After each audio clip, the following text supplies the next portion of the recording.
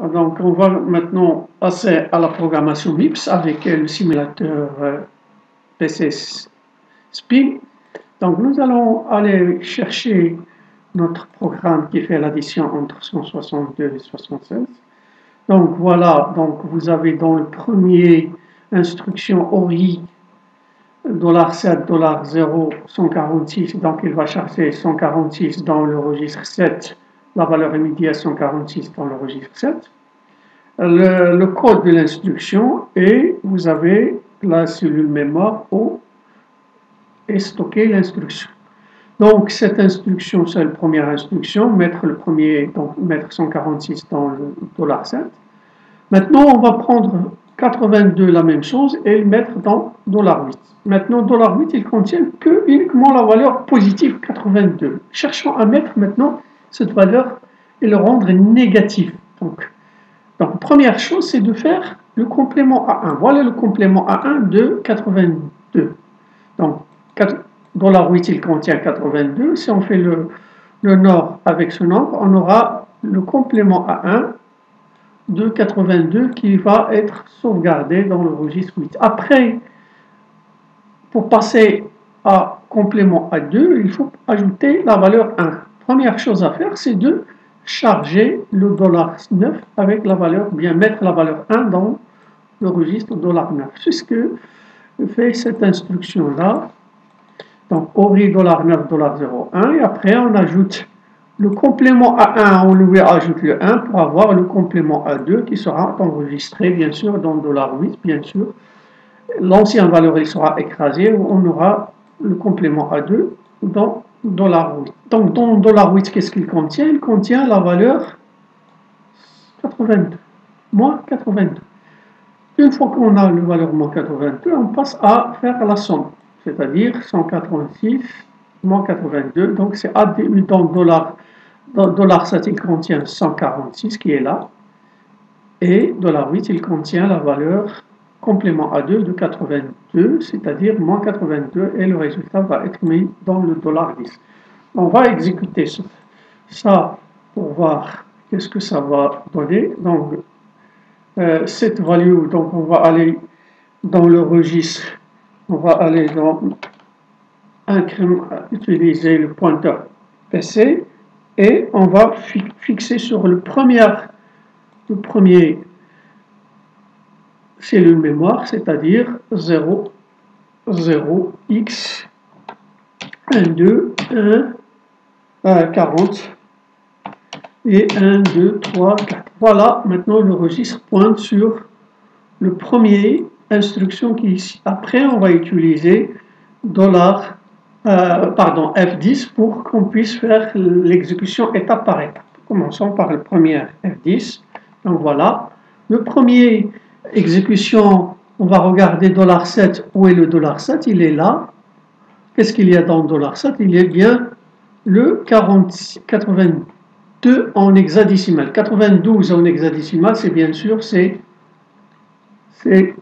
146. Après, je passe à l'instruction suivante en appuyant F10, voilà. On a mis dans $8, je regarde le registre $8, il est là, donc il y a la valeur 82 en hexadécimal qui est égale à 52. Après, on va aller mettre la valeur 1 dans le registre web, donc on va exécuter la prochaine instruction, F10, voilà, et donc nous regardons dans $9, qui est égal, $9 est égal à la valeur 1. Après, on va faire l'addition entre le NOR qui est ici, le NOR c'est 1, 1, 1, 1, 1, 1, AD, et la valeur 1 pour avoir le moins 92. Et enfin, on fait le résultat qui va ajouter et mettre le résultat dans $8. Donc dans $8, il y a la valeur et après on va faire la somme de 146 qui est dans $10, c'est-à-dire 0x40 qui est égal à 146 moins 82. Voilà comment peut-on effectuer la soustraction de deux nombres avec MIPS. Continuer, donc après avoir programmer le programme qui effectue la différence entre deux nombres, bien avec MIPS, vous avez certainement remarqué qu'il y a beaucoup d'instructions juste pour faire la soustraction de deux nombres. Est-ce qu'il n'y a pas une autre façon, ou plutôt, est-ce que MIPS ne propose pas une instruction qui simplifie les choses? C'est sûr, oui, bien sûr que c'est oui. Donc, quelle est cette instruction? C'est-à-dire, est-ce qu'il existe une instruction qui permet de faire de prendre en compte un opérateur immédiat non signé? Pour cela, nous allons voir un exemple où on peut utiliser un opérateur immédiat signé. Prenons le cas de la valeur 4. Donc la valeur 4, comme je l'ai dit auparavant, c'est 001, ça sur 16 bits. Sur 16 bits. Sur 16 bits, donc si je veux trouver moins 4, comme je le rappelle, il faut, première chose, faire le complément à 1 de 4, c'est-à-dire inverser les bits. C'est ce que ça donne. Donc 00, ça fait 1, 1, et 0, 1 et pour les autres. Et pour avoir le complément à 2, c'est-à-dire de 4, c'est-à-dire moins 4, il faut ajouter 1. Donc on ajoute un 1 et on aura ça. Donc, si on fait l'extension de ce nombre-là, normalement, si on fait l'extension avec un opérateur classique, il fallait ajouter des zéros. Et ça donne des résultats qui est fausses. C'est-à-dire, si je vais faire l'extension à 32 bits de ce nombre-là, je vais utiliser, donc je vais l'extension à 32 bits va donner quoi? Va donner la même chose, 0, 0, 1, 1, 1, 1, 1, 1, 1, 1, 1, 1, 1, 1, 1, 1. Voilà les 16. Maintenant, je vais l'extension avec 32. 0, 0, 0, 0, 0, 0, 0, 0, 0, 0, 0, 0 et 0, 0, 0. Et on voit que ce nombre-là, lorsqu'on va le mettre dans un registre, il n'est pas égal à moins 4. Si on le met dans un registre, par exemple le registre 8, ce nombre-là, il n'est pas égal à moins 4. Ce nombre n'est pas égal à moins 4. Car il est terminé par un bit de signe qui est positif. Donc, comment faire? L'astuce, c'est au lieu de faire l'extension, l'astuce, pour résoudre ce problème-là, l'astuce, c'est quoi? C'est au lieu de faire l'extension avec des zéros, on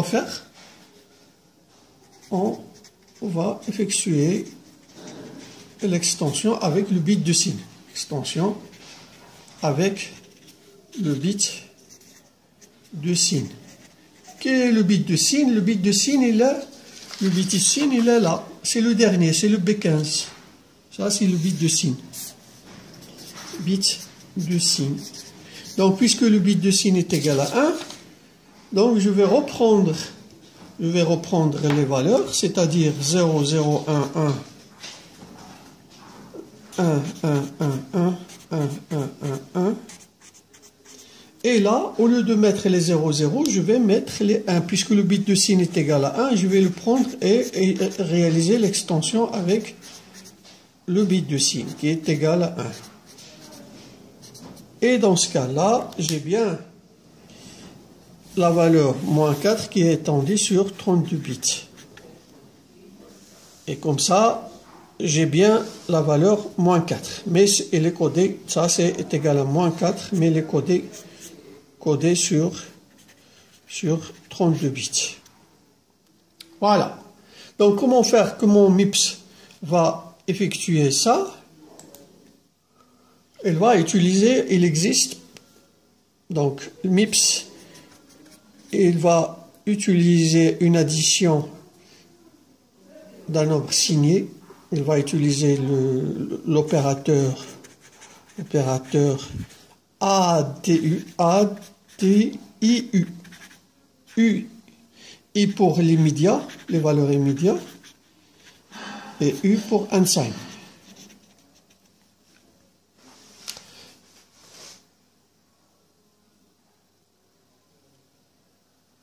Ok, donc si je veux maintenant faire l'opération plus simple que nous avons fait au départ, c'est-à-dire 146 plus 146 moins 82, donc on va tout simplement l'écrire de cette façon.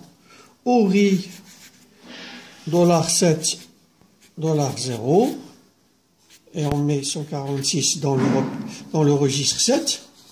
Et après, on prend ce registre et on lui ajoute la valeur moins 82, c'est-à-dire ADU, U, $10, $7 qui contient la valeur 146, et j'ajoute ici moins 82. Vous voyez que là, on peut effectuer cette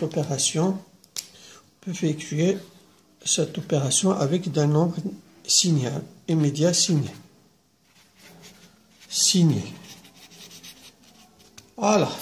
Donc ça c'est plus simple. Vous voyez que au lieu d'avoir 6 instructions, au lieu de 6 instructions, 6 instructions, vu dans l'exemple précédent. Donc on a ici que deux instructions. Voilà. Nous allons passer comme on a fait pour la première partie, on va passer pour vérifier les deux instructions, est-ce qu'ils donnent la même chose comme l'exemple, comme le programme précédent. Donc nous allons ouvrir le fichier qui contient ces deux instructions pour voir qu'est-ce que ça va donner au niveau de lorsqu'on utilise l'opérateur ADIU. Donc voilà la première instruction, donc c'est ORI $7 dans lequel on va mettre dans $7 la valeur 146 et on va additionner, on va faire l'addition entre 146 qui se trouve dans $7 et la valeur moins 82. Vous voyez ici la simplicité, vous avez que deux instructions au lieu de 4 ou 6 instructions tout à l'heure. Donc nous allons commencer pour vérifier. Donc la première instruction se trouve dans le casier mémoire 0040 000 et le deuxième dans le casier 004 0004 puisqu'on a sauté de 4 puisque le code ou bien la taille d'une instruction c'est 32, c'est-à-dire 4 octets. 4 fois 8 ça fait 32.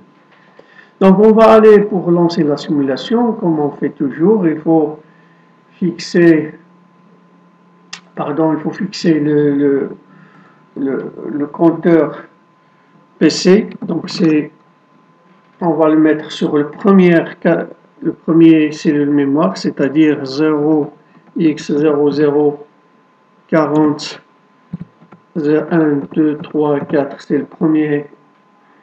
Donc le pointeur il va être positionné sur le premier casier mémoire. Donc on va l'exécuter et après on va exécuter les instructions étape par étape avec F10. Donc on commence par appuyer F10. Donc voilà la première instruction a été exécutée et on a passé à la deuxième. Donc $7, où est le $7? 7, il est là, voilà. Donc 92, bien sûr, 92 c'est en hexadécimal qui est égal à 146 en décimal. Passons à l'exécution de la deuxième. Et donc, quand on fait F10 une deuxième fois, voilà. Donc le résultat c'est 10 dans le registre 10, et dans le registre 10, on a bien 40 en hexadécimal, donc les mêmes valeurs, le même résultat comme tout à l'heure. Donc voilà un exemple, comment peut-on, au lieu d'utiliser les 6 instructions, on a un opérateur ADU qui permet de faire l'addition avec des nombres signés. Donc si vous avez des nombres signés, il suffit d'utiliser ADU. Donc on va voir après qu'il y a des possibilités de faire des opérateurs qui permettent de faire la soustraction, c'est plus simple. Et la même chose, on n'aura même pas besoin de faire ça. On aura, au lieu de faire ça, au lieu de faire d'une addition d'un nombre positif et un nombre signé, on va faire la soustraction entre deux nombres. Voilà concernant le traitement des valeurs immédiates signées. J'arrête ici, on continue avec d'autres opérateurs.